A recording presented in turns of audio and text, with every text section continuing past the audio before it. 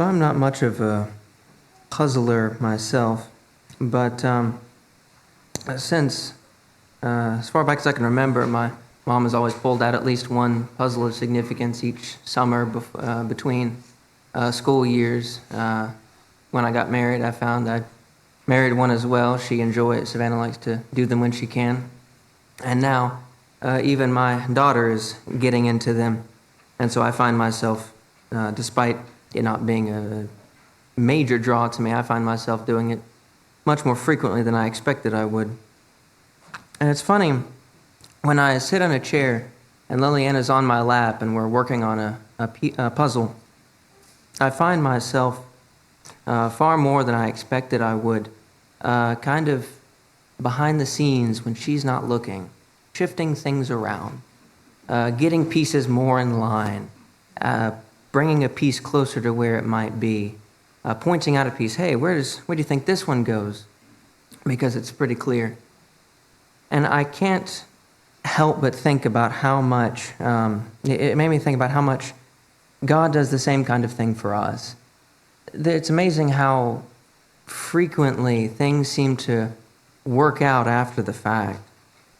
That as the pieces of our lives sometimes seem rather disjointed and strange, that they can come together in such beautiful ways. Colossians chapter 2, beginning in the second verse, Paul says that their hearts may be encouraged, having been knit, or shall I say pieced, together in love, attaining to all the wealth that comes from the full assurance of understanding, resulting in a true knowledge of God's mystery, that is Christ himself, in whom are hidden all the treasures of wisdom and knowledge. When Liliana's working on these puzzle pieces, and myself included as well,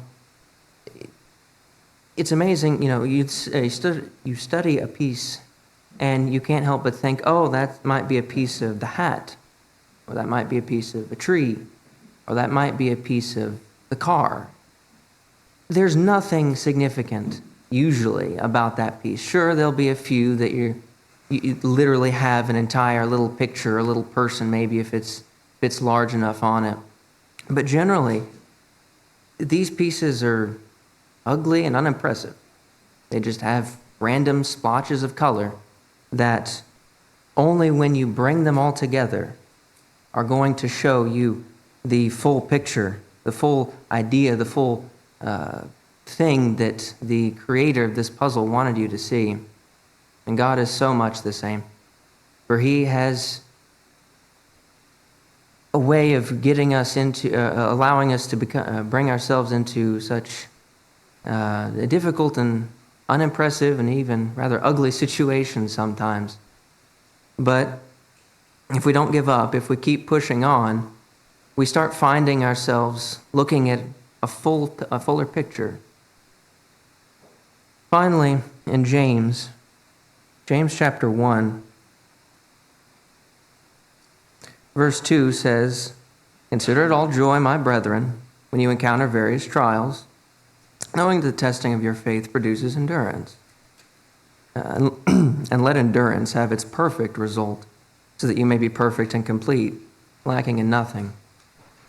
This, like most times, is not an exception. There is a puzzle on our dining room table right now that we are slowly but surely working our way through, and that's usually the case.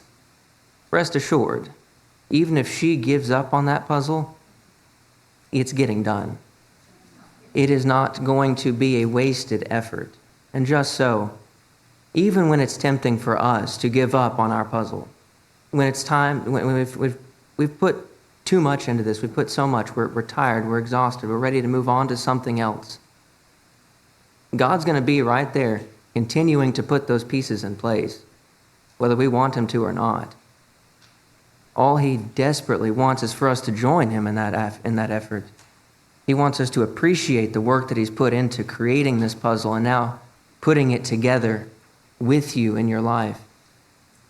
I would encourage you strongly, deeply, that you remember that there is a master and a creator that's bringing together your life into a picture that you can't see right now. Not a one of us can.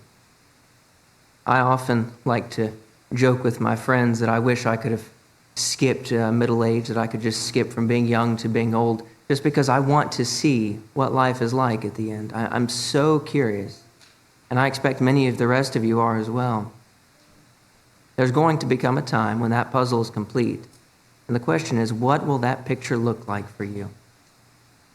If there is any way in which we can help make that puzzle a little brighter, I want you to really think about what we as a congregation can do for you.